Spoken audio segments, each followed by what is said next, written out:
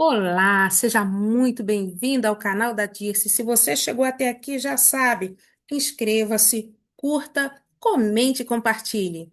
Agora uma pergunta: você está preparado para uma literatura forte, sem maquiagem? A literatura de uma escritora que não mede palavras para falar do cotidiano de mulheres, homens e crianças da periferia? Então, você está preparado para os contos de Olhos d'Água? É o assunto da videoaula de hoje. A obra Olhos d'Água também está sendo recomendada como leitura obrigatória para o vestibular da Unicamp 2026. Então, vem comigo e fique até o final que vou fazer análise da obra Olhos d'Água de Conceição Evaristo. Vem comigo.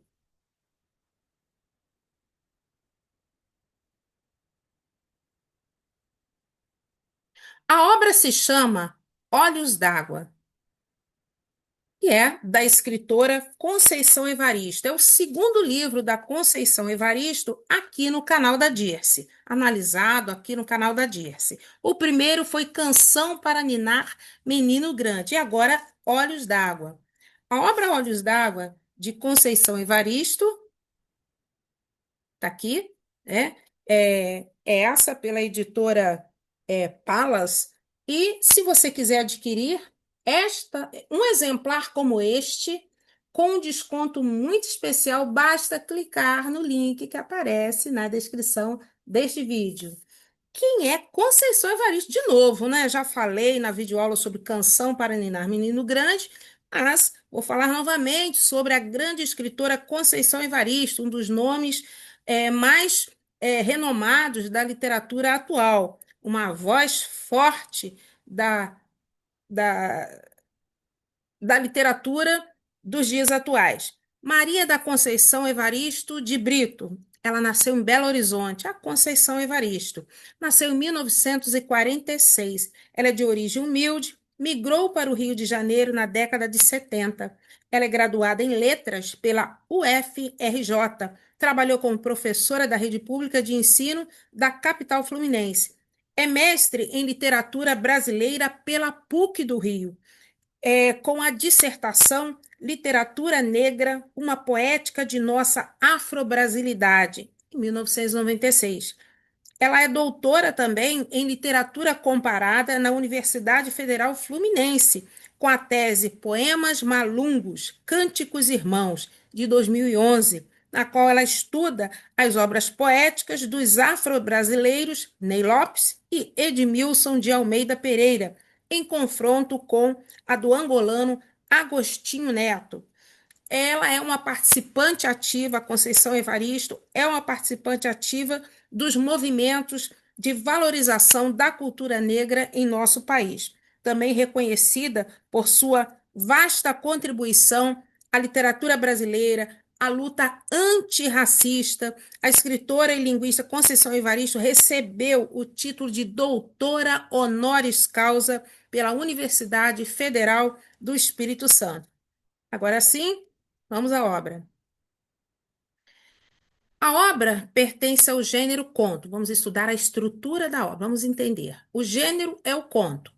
O que é um conto, professora? O conto é uma narrativa curta, de início, meio e fim, geralmente focada num único conflito, poucos personagens e um espaço e tempo limitados.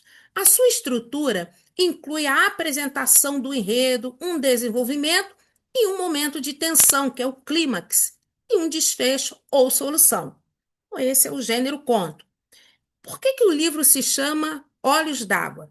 Qual é a justificativa? O livro Olhos d'Água, de Conceição Evaristo, chama-se assim devido à forte carga simbólica do conto homônimo, o primeiro conto, que abre a coletânea, onde a narradora recorda a mãe e os mistérios, né? O mistério dos seus olhos d'água, que não eram apenas lágrimas, mas a representação da sua serenidade, profundidade e capacidade de transbordar afeto, resiliência em meio às adversidades da vida.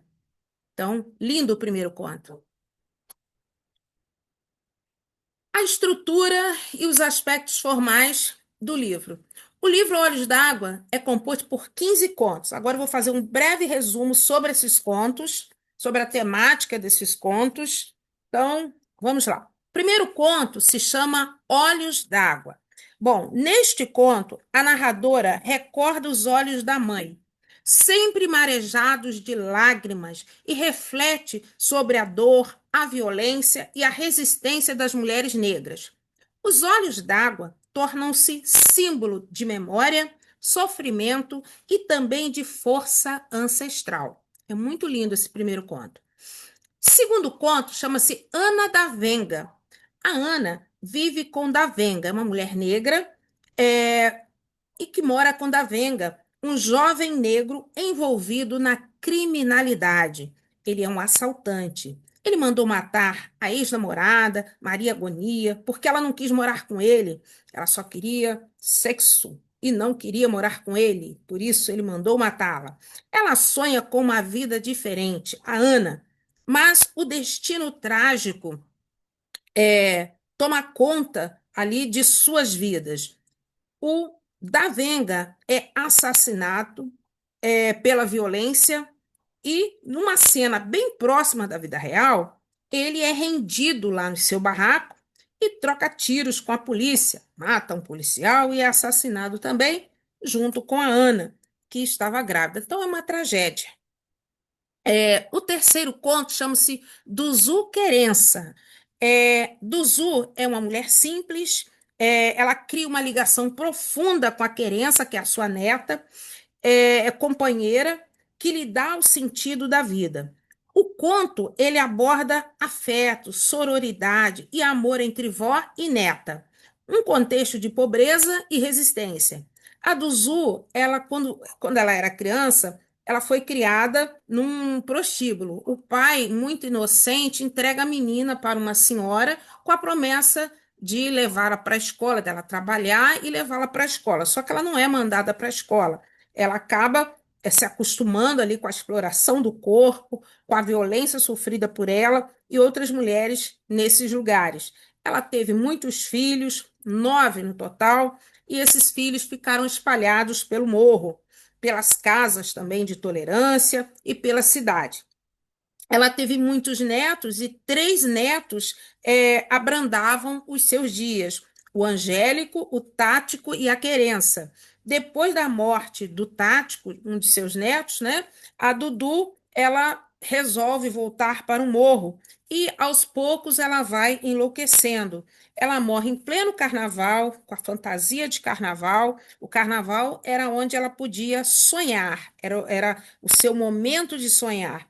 Ela levou uma vida muito sofrida e o carnaval era o momento em que ela podia sonhar, esquecer os seus problemas, mas ela morre em pleno carnaval, deixando a sua neta Querença, que estuda e que ensinava, né, as crianças da favela. Então, é essa neta que vai levar o legado da sua avó, a Duzu.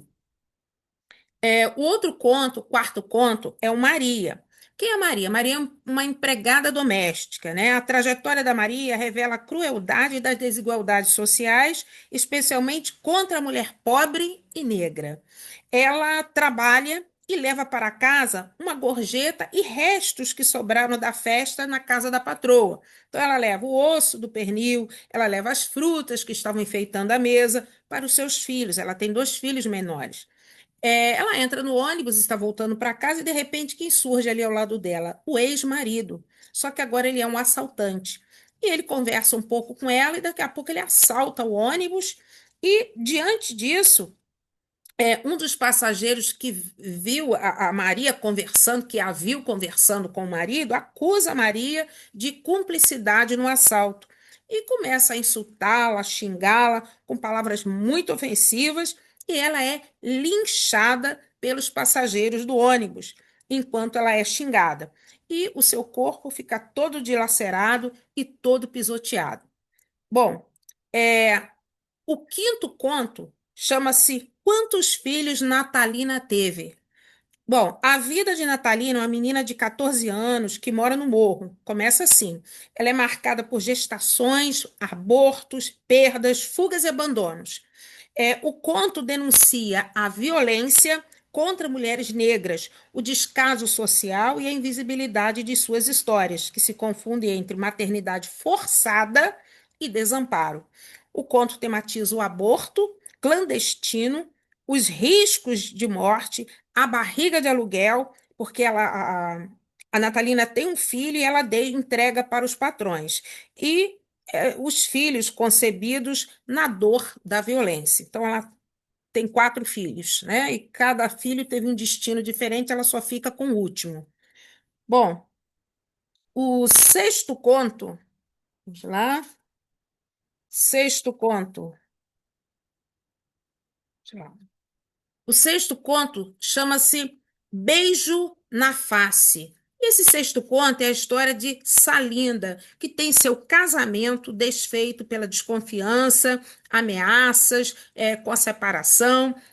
Há aí a disputa pela guarda dos filhos, pelos filhos, e a revelação de uma homofetividade. Sétimo conto, Luamanda. Luamanda traz lembranças de experiências amorosas e de violência sofrida por uma mulher de meia idade. O outro conto é o Cooper de Cida. Cida é uma mulher, uma corredora, ela é uma mulher negra que corre todos os dias na cidade e a vida dela é muito agitada e durante o percurso, durante o exercício, ela olha para o mar e resolve desacelerar. A corrida simboliza a resistência.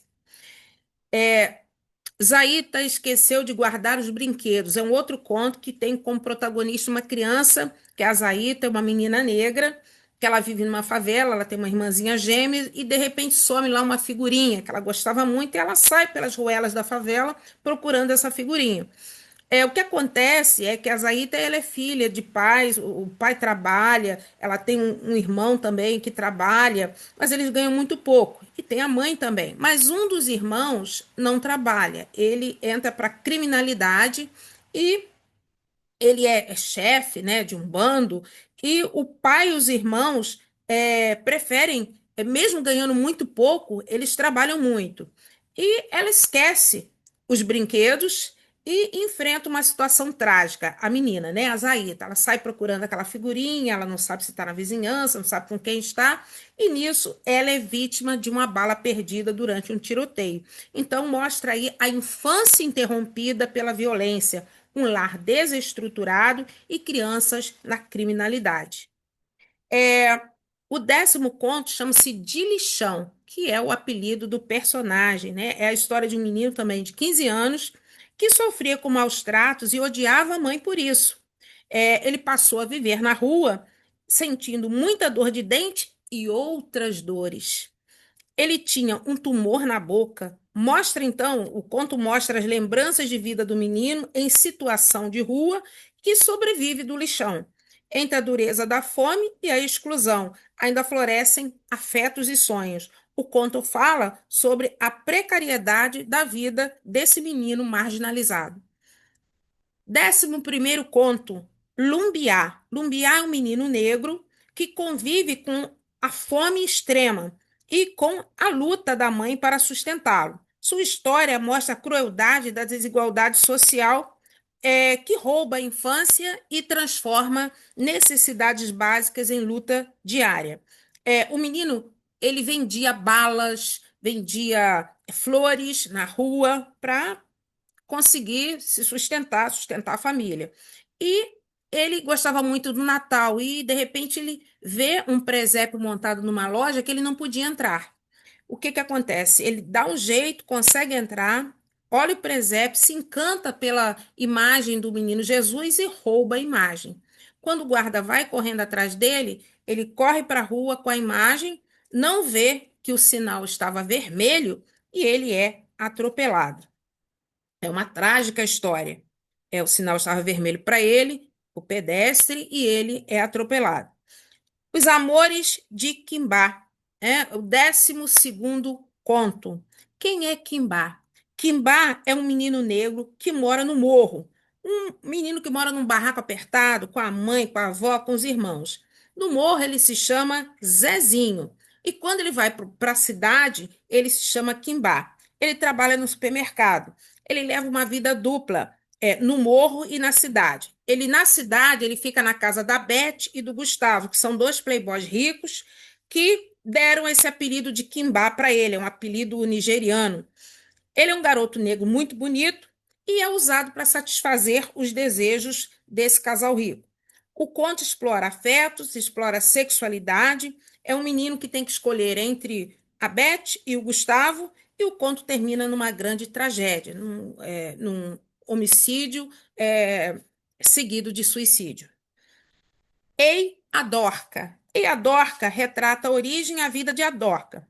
É um homem que tinha um trauma de trem, porque desde antes de nascer, a mãe tomava o trem para ir trabalhar. Então, ele cresceu é, praticamente viajando todos os dias de trem.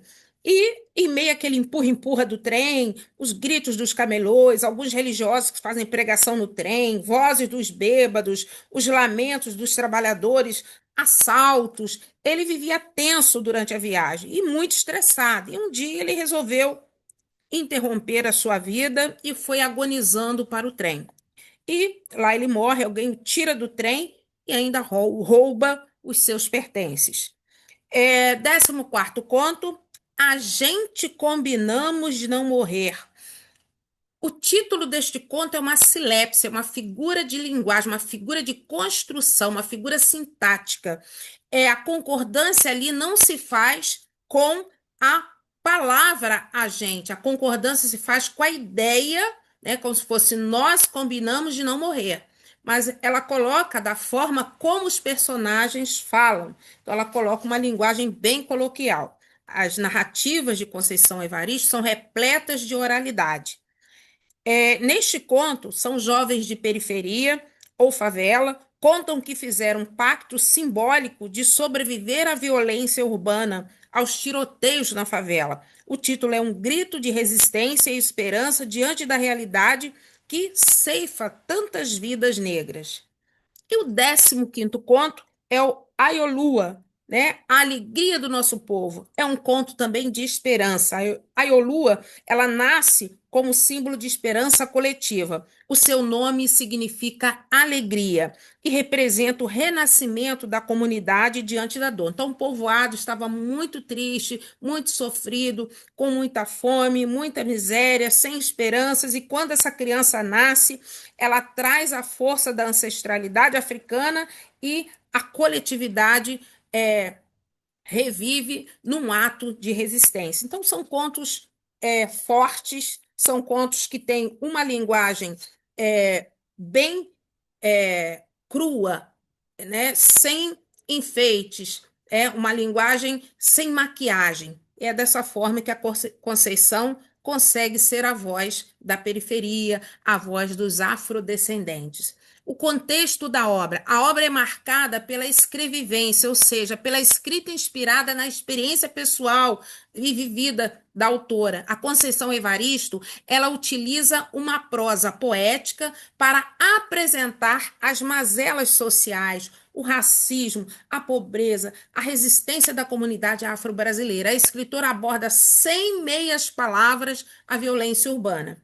Escrevivência, essa palavra que ela usa, palavra formada pelo processo da composição por aglutinação das palavras escrever e vivência. E o que significa isso? O vocábulo foi criado pela própria Conceição Evaristo para se referir a uma escrita que aborda o relato de suas memórias pessoais e coletivas. A autora é a voz dos afrodescendentes excluídos socioeconomicamente. E que linguagem Conceição Evaristo utiliza? A linguagem de Conceição Evaristo é uma linguagem marcada por termos do coloquialismo. Olha o nome do conto. A gente combinamos de não morrer. Então, ela usa aí uma figura de linguagem que é a silepse, como eu expliquei anteriormente. E é toda marcada por oralidade. Ela escreve como eles falam, exceto a voz quando o narrador é em terceira pessoa. A autora faz uso de uma prosa altamente poética, recheada de metáforas e da expressividade sonora das palavras. E o vocabulário? Os contos contêm algumas palavras provenientes também de idiomas africanos. Quem são os protagonistas? Os 9 primeiros contos têm como protagonistas mulheres. O narrador. Em alguns contos, o narrador é onisciente, conhece todos os personagens e seus pensamentos, mas não faz parte da história. Por exemplo, o narrador dos contos Ana da Venga, do Zuquerença e Maria.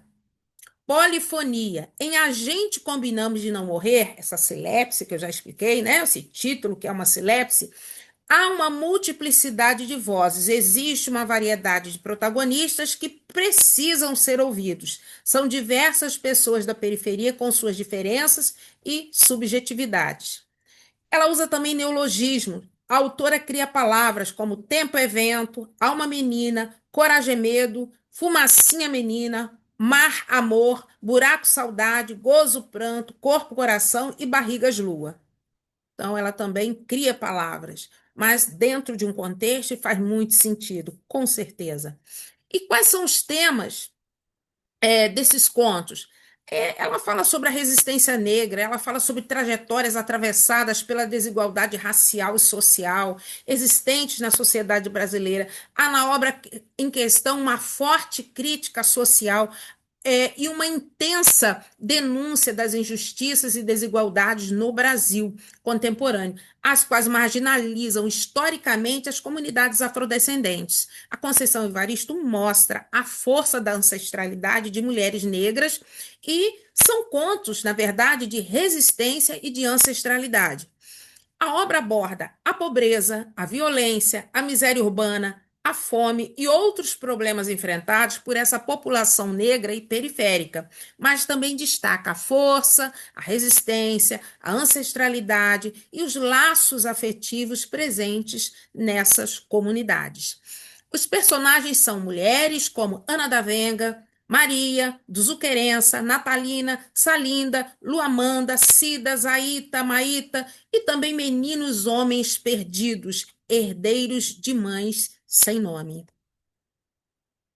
Bom, aqui é um quadro comparativo com os personagens do conto, qual é o tema e a mensagem que o conto traz. Aí eu separei aqui da seguinte forma: Olhos d'Água é a narradora e sua mãe, a mensagem memória, dor e resistência materna, e a mensagem que o conto traz é que os olhos d'água simbolizam sofrimento, ancestralidade que sustentam a vida.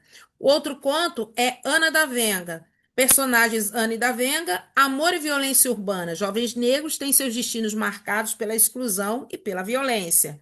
Do Zu e Querença, amor e sororidade feminina, afeto entre a avó e a neta, como forma de resistência à pobreza e à solidão. É a Maria que é a personagem. Pobreza, desigualdade, fome, linchamento. A pobreza, ela limita os sonhos e nega oportunidades às mulheres negras. Quantos filhos Natalina teve? Personagem é a Natalina. Maternidade forçada, aborto, abandono, a invisibilidade da mulher negra diante das violências do corpo e da vida. Salinda, né? É a personagem de Beijo na Face. Tema: o casamento desfeito, desconfiança, ameaça, separação, disputa pelos filhos e a homoafetividade.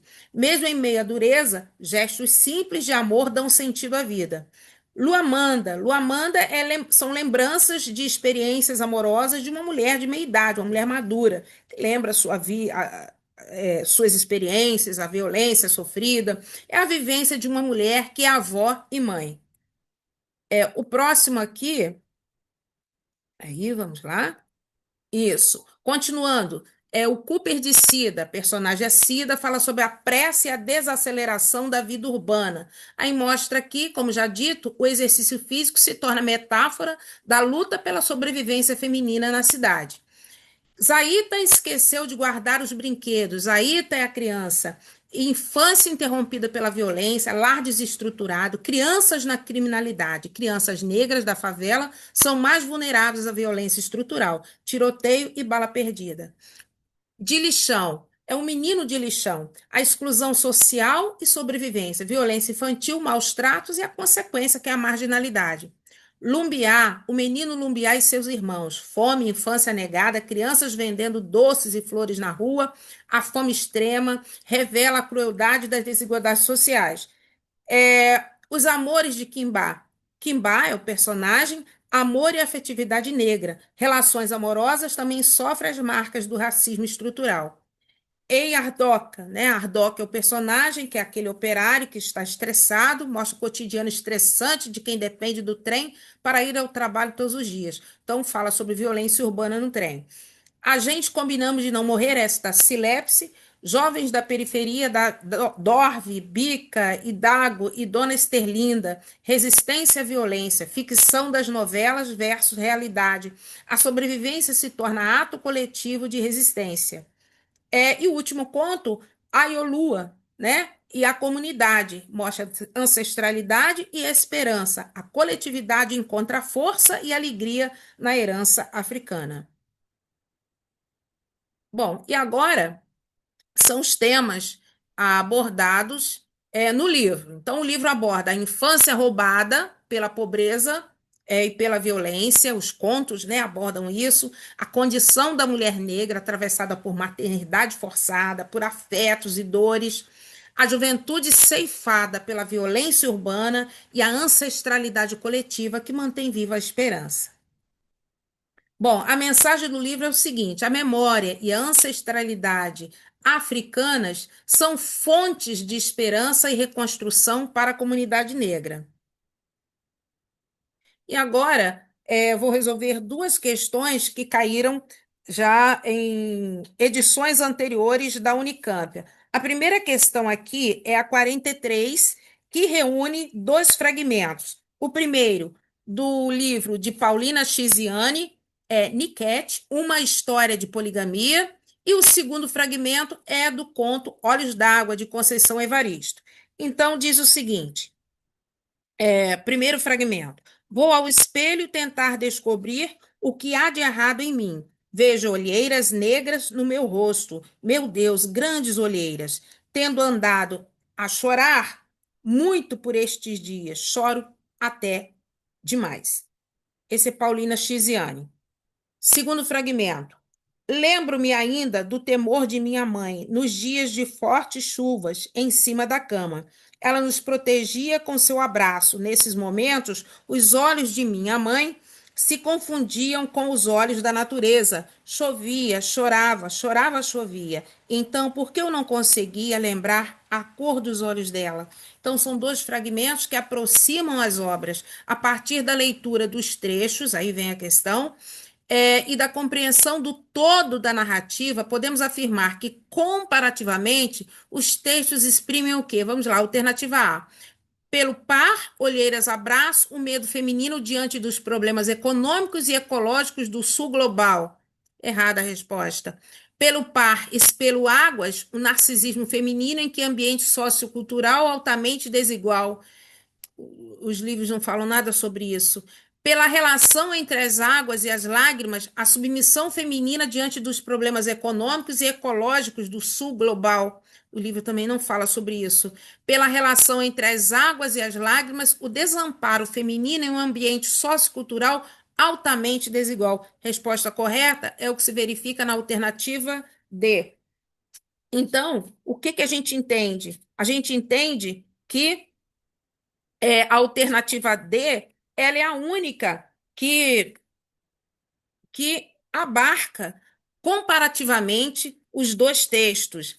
A alternativa D, ela afirma que em ambos os textos do enunciado, as águas e as lágrimas são como expressões de desamparo feminino em ambientes de desigualdade sociocultural e no Brasil, em Moçambique. Então, na obra de Paulina Chiziane, que é uma moçambicana, e na obra de Conceição Evaristo, brasileira. Então, nas duas obras.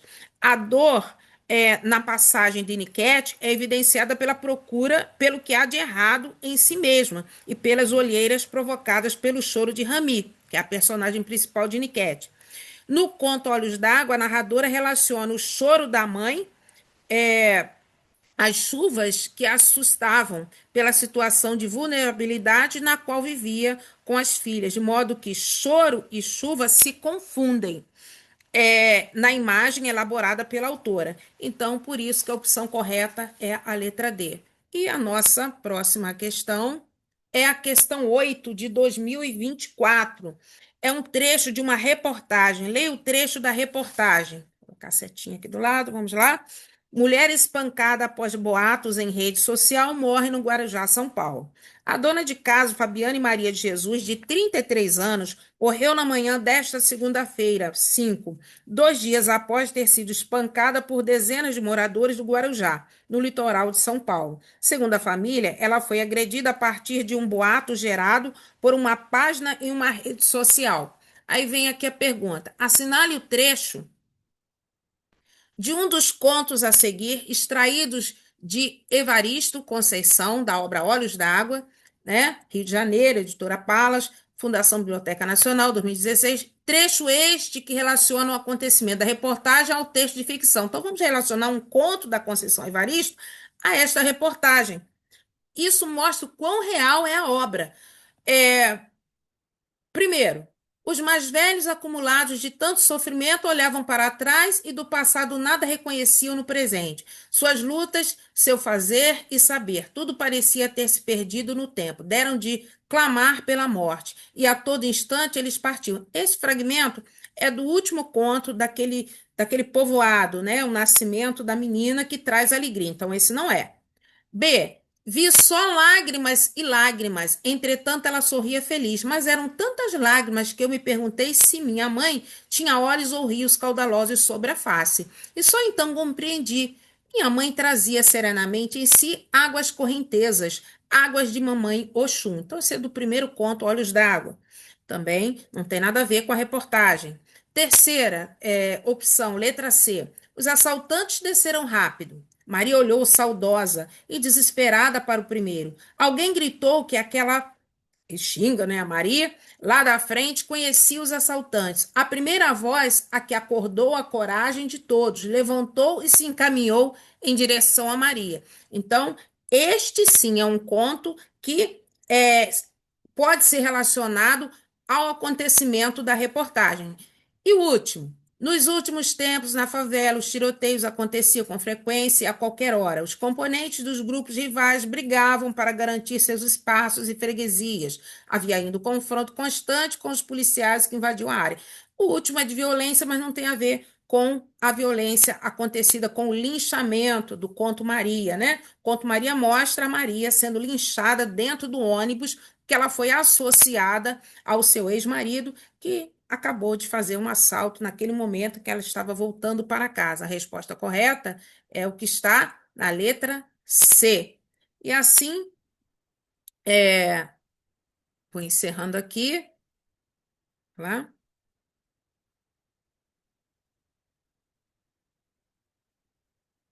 Aqui, voltei. Então, se você quiser adquirir um exemplar como este, basta clicar no link que aparece na descrição deste vídeo. Olhos d'Água, Conceição Evaristo, leitura obrigatória para o vestibular da Unicamp. Nossa videoaula vai ficando por aqui e eu aguardo vocês para as próximas videoaulas. Muito obrigada pela atenção, muito obrigada por fazerem parte também deste canal. Até a próxima.